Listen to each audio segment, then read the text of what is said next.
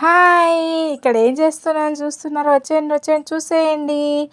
ఏంటి కట్టెల పొయ్యి చూపిస్తుందనుకుంటున్నారా? ఏం లేదండి, కట్టెల పొయ్యి మీదే మేము ఎప్పుడైనా జొన్న రొట్టెలు చేసుకుంటామండి. మీరు ట్రై చేయండి, సరేనా? పాతకాలం పద్ధతులు అస్సలు మర్చిపోకూడదండోయ్! ఎందుకు పెనం పెడుతున్నా అనుకుంటున్నారా? ముందుగా పెనం పెట్టుకోవాలి, వేడెక్కుతుంది కాబట్టి. ఇక్కడ చూడండి, మా అమ్మ బియ్యం పిండిని కలిపేస్తుంది.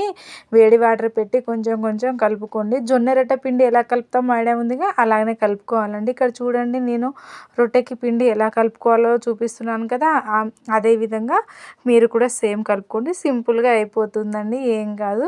మా అమ్మమ్మలు నాయనమ్మలు అయితే ఇలా చేసే రొట్టె అయితే చేయి మీదే చేసేటోళ్ళంట మొత్తము. నేను ఎంత ట్రై చేసినా అది నాకు రాలేదని చెప్పి నేను ఇలా చేసుకున్నానండి. కాకపోతే కొంచెం మందంగా ఉండేటట్టు చూసుకోండి, ఎందుకంటే మందంగానే ఉండాలండి. చురుముకు చేస్తున్నాం కదా, ఎక్కువసేపు మాడనివ్వకండి. 2 మినిట్స్ చాలు, అటు ఇటు.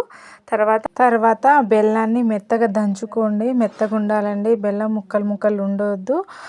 వేడిగా ఉన్న రొట్టెనే తెంపుకోవాలండి చిన్న చిన్న ముక్కలుగా, ఎందుకంటే చల్లగా అవుతే గట్టిగా అయిపోతాయండి. చురుము మెత్తగా ఉండాలి కాబట్టి వేడిగా ఉన్న రొట్టెనే మీరు మెత్తగా చిన్న చిన్న ముక్కలుగా తెంపుకొని, ఇదిగో ఇలా బెల్లాన్ని మళ్ళీ రొట్టెని కలుపుకోండి. ఇది మేము ఆంజనేయ స్వామికి మహాప్రసాదం ఇస్తామండి. ఇక్కడ చూడండి, మా అమ్మ గీ ఎలా పడుతుందో.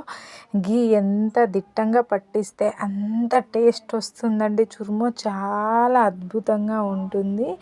ఇది మేము శ్రీరామనవమి రోజు మర్చిపోకుండా చేస్తామండి. ఆ రోజు ఇది చేసి మేము ఆంజనేయ స్వామికి భోగిస్తామండి. భోగ్ అనేది మా సాంప్రదాయము, ఇది మాత్రం మర్చిపోము. చురుములు రెడీ అయిపోయాయి. మీకు కూడా కావాలా? తింటారా? అయితే ఇంట్లో ట్రై చేసేయండి, మర్చిపోకండి. చెప్పింది గుర్తుంది కదా, అలానే చేసేయండి. సూపర్ ఉందండి టేస్ట్ అయితే. మీరు కూడా అమ్మ, చురుము ఎలా ఉంది చెప్పు టేస్ట్? చురుము సూపర్ ఉంది, బాగుంది.